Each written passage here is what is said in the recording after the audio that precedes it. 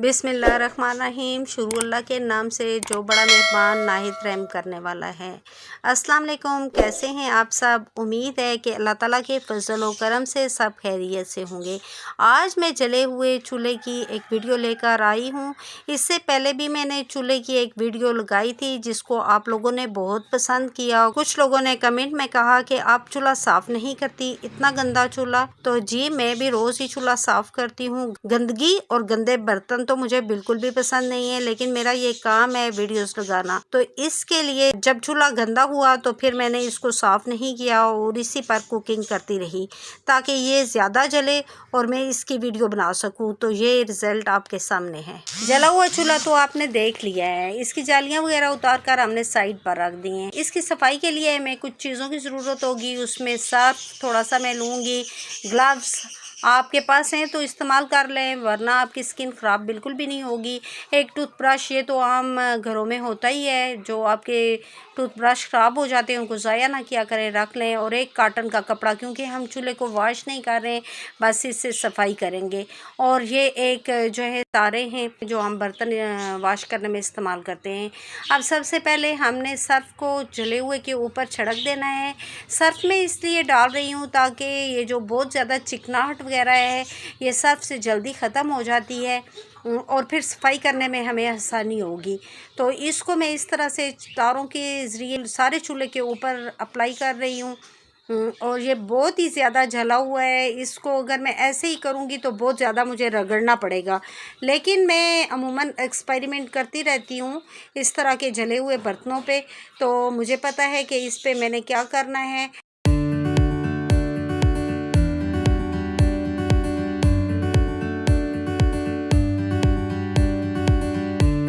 تو چلیے، اب میں نے اس طرح سے سارا کر لیا ہے۔ جہاں جہاں موٹی تہ ہے جلے ہوئے کی، وہاں پہ میں چھری کا بھی استعمال کر رہی ہوں، چھری سے بھی رگڑوں گی اس کو تھوڑا سا، تو ساتھ ساتھ تارے بھی استعمال کر رہی ہوں۔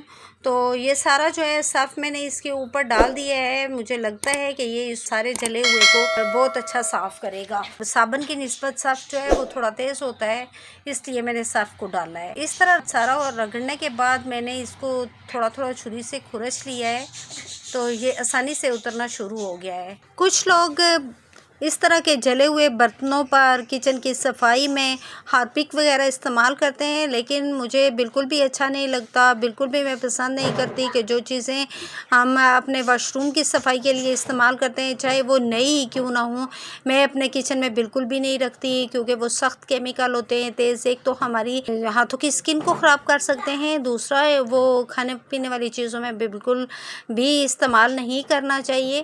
میں آپ کو بتاؤں کہ میں جو کچن میں موجود ہوتی ہیں چیزیں، جیسے جو کھانے پینے والی چیزوں میں استعمال ہوتی ہیں، میٹھا سوڈا ہو گیا، اس کا تو آپ کو پتہ ہی ہے کہ وہ چنے گلانے وغیرہ میں کام آتا ہے، نرم کر دیتا ہے۔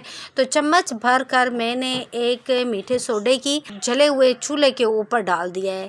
اب اس سے آپ خود ہی دیکھیں گے کہ یہ جلا ہوا بہت ہی نرم ہو جائے گا، اور نرم ہو کر یہ جو ہمارا گھنٹوں کا کام تھا نا، یہ منٹوں میں کر دے گا۔ تو آپ دیکھ رہے ہیں کہ کافی حد تک چولہا صاف ہوا بھی ہے، ہو رہا ہے۔ یہ چولہا جو ہے یہ میرا تقریباً 7 سال پرانا چولہا ہے، اور آپ اس کی کنڈیشن دیکھیں تو یہ بالکل ہی نیا چولہا لگتا ہے، مارکیٹ والے چولہے سے بالکل بھی کم نہیں لگتا۔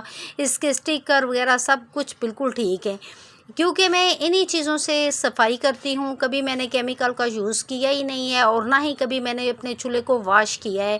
جب آپ چولہے کو واش کرتے ہیں، پانی ڈالتے ہیں، اکثر خواتین پانی سے دھوتی ہیں اس طرح کے چولہے کو، تو اوپر سے چولہا تو صاف ہو جاتا ہے، لیکن جب ہم الٹتے پلٹتے ہیں اس چولہے کو، پانی ڈالتے ہیں، تو وہ پانی اس کی چھوٹی چھوٹی پائپ لائنوں کے اندر چلا جاتا ہے کچرے کو لے کر، اور وہ کچرا جو ہے وہ پائپ لائن میں پکا جم جاتا ہے۔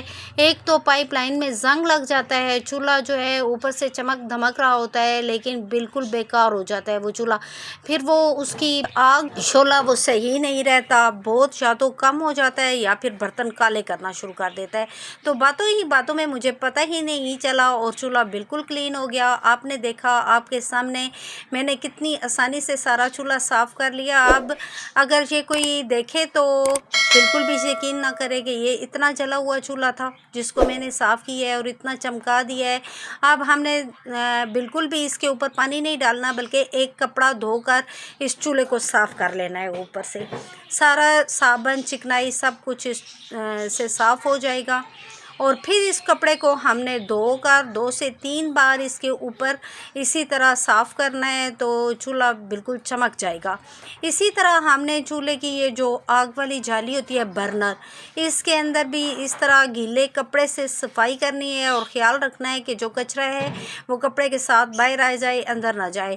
جہاں ہمارا ہاتھ کام نہیں کرتا وہاں میں یہ برش اپلائی کر رہی ہوں، تھوڑا سا سرف کٹوری میں لیکوڈ بنا کر، تو اس طرح سے میں اس کے اوپر اپلائی کر رہی ہوں۔ سارا دیکھیں صاف ستھرا ہو گیا ہے، پھر کپڑے سے ہم نے اس کو صاف کر لینا ہے۔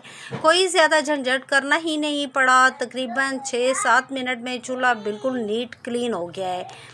اب یہ جو سائڈیں ہیں ادھر اگر ہم ہاتھ استعمال کریں گے تو ہاتھ کٹ جانے کا خطرہ ہوتا ہے، یہاں بھی میں کپڑے سے ہی صاف کر لوں گی برش سے صاف کرنے کے بعد۔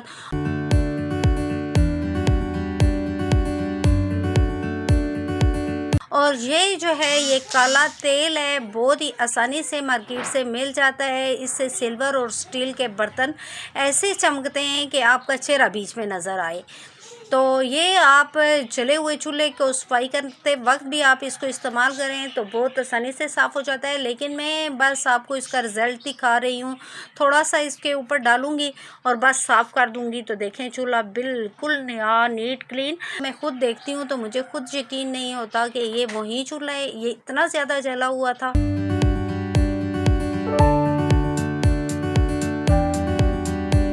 اگر آپ کو میری یہ آج کی ویڈیو پسند آئے تو چینل کو ضرور سبسکرائب کریں، ویڈیو کو لائک اور شیئر بھی ضرور کر دیا کریں۔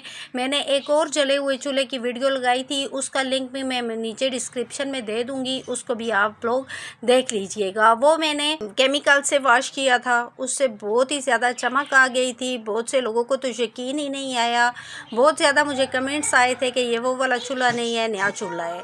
تو اس لیے آپ اس ویڈیو کو بھی ذرا دیکھ لیں اور اس ویڈیو کو بھی، اور کمنٹ سیکشن میں مجھے اپنا فیڈ بیک ضرور دیں، اور یہ بھی بتائیں کہ آپ کون سے سٹی سے دیکھ رہے ہیں تاکہ میں آپ کا تھینکس کر سکوں۔ ملتے ہیں اگلی ویڈیو میں، تب تک کے لیے اللہ حافظ۔